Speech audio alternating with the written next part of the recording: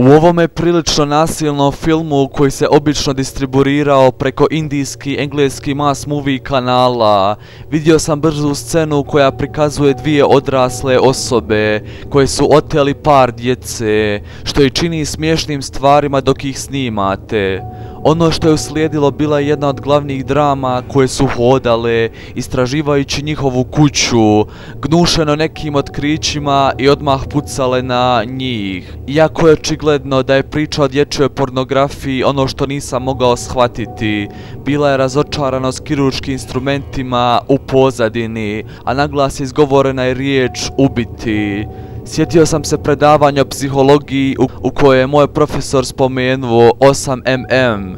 Nikada nisam pročitao ili gledao taj film, no sjetio sam se kako je spomenuo nešto što se zove film snajpera koji se prikazuje u 8 sati. Moji su znatižljivi prsti nastavili upisivati riječ, a moj je bio spreman nastaviti se istraživati.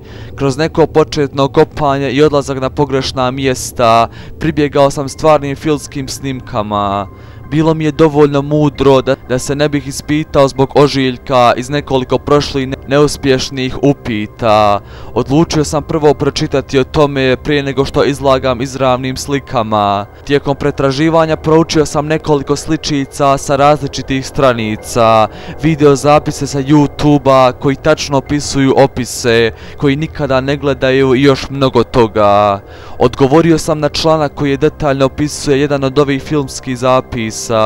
Ja ću uvijek biti zahvalan što nisam dopustio da moj prst potpuno i zapravo vidi taj video.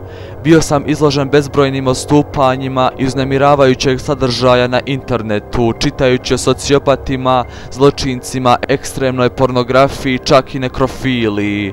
A ništa se nije približavalo paralizi koju sam doživljavao čitajući o ubistvima, filmovima, njihovim mrežama, njihovim parcelama i motivaciji za proizvodnjom. Snuff filmovi su filmovi koji uključuju stvarno ubojstvo ili mučenje ljudi zbog zabave ili seksualnog zadovoljstva.